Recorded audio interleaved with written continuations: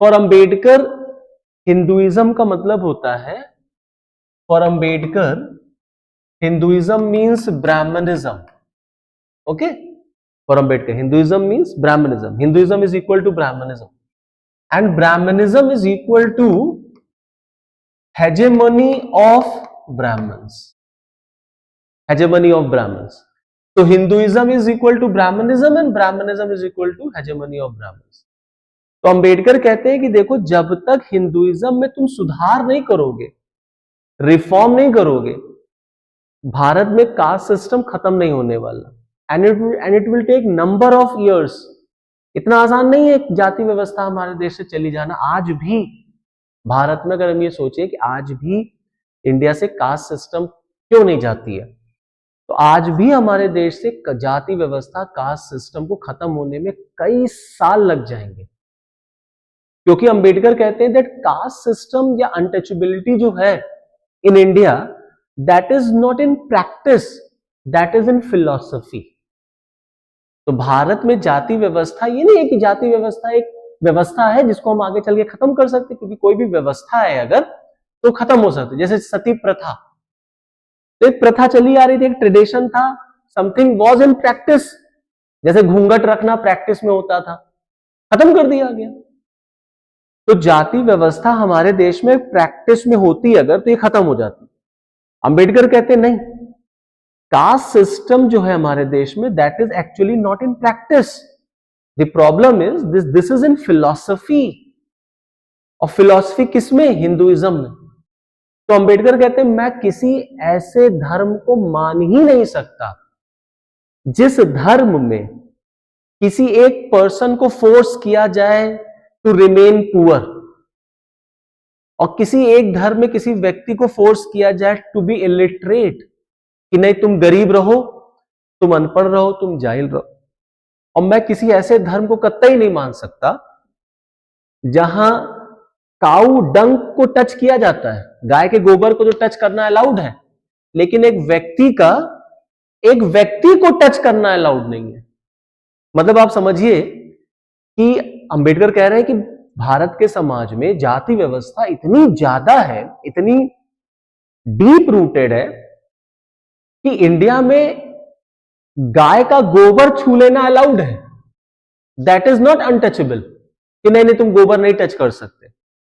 पूजा पाठ में गाय का गोबर इस्तेमाल होता है. गांव देहात में देखोगे तो उसका इस्तेमाल खाना बनाने में होता था, आज भी हो जाता है. लेकिन इस देश के अंदर गाय का गोबर टच करना अलाउड है, क्योंकि वो प्योर है, उसको पवित्र माना जाता है. लेकिन आप किसी व्यक्ति को टच नहीं कर सकते, क्योंकि वो व्यक्ति पॉल्यूटेड है.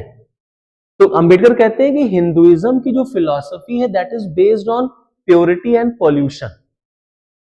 कि हिंदू धर्म में, हिंदुइज्म में कौन प्योर है और कौन पॉल्यूटेड है.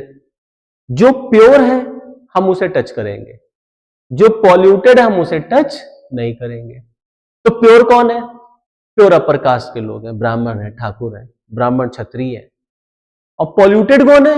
लोअर कास्ट के लोग हैं, शूद्रास हैं, अनटचेबल्स हैं. तो ये पॉल्यूटेड है. तो क्योंकि हिंदुइज्म की फिलॉसफी, अंबेडकर कहते हैं कि प्योरिटी और पॉल्यूशन पे चलती है, इसीलिए हिंदुइज्म में कभी भी जाति व्यवस्था खत्म नहीं हो सकती. और हिंदुइज्म का मतलब है ब्राह्मणिज्म, एंड ब्राह्मणिज्म का मतलब है हेजेमनी ऑफ ब्राह्मण्स, और ये कभी खत्म होने नहीं देंगे. इसीलिए मैं हिंदू धर्म में ही रहना नहीं पसंद करता. आगे चल के फिर अंबेडकर जो है वो बौद्ध धर्म को फॉलो करते हैं. यहां अंबेडकर ये बात को फाइंड आउट करने की कोशिश कर रहे हैं that why there is so much of casteism या caste system in India. तो अंबेडकर दरअसल इसका एंथ्रोपोलॉजिकल आंसर ढूंढ रहे हैं कि एंथ्रोपोलॉजिकल आंसर क्या है भारत में जाति व्यवस्था का. तो वो कहते हैं कि भारत में दरअसल 4 वर्ण नहीं 3 वर्ण हुआ करते थे. फॉर अंबेडकर केवल 3 वर्ण होते थे. तो अंबेडकर कहते हैं 3 वर्ण कौन कौन से थे? ब्राह्मण, क्षत्रिय और वैश्य. बस ये 3 वर्ण थे. और जो शूद्रास हैं, जो ये शूद्र लोग हैं, दरअसल ये लोग पहले क्षत्रिय ही थे.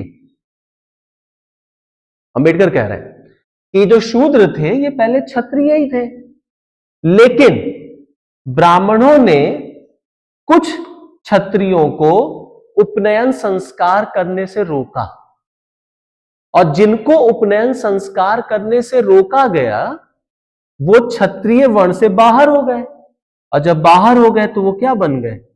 शूद्रास। बस समझ रहे? तो एंथ्रोपोलॉजिकल आंसर ढूंढते ढूंढते अंबेडकर इस कंक्लूजन पे आए कि इंडिया में 4 नहीं बल्कि कितने वर्ण थे? 3। कौन कौन से? ब्राह्मण, क्षत्रिय और वैश्य, नो शूद्रास।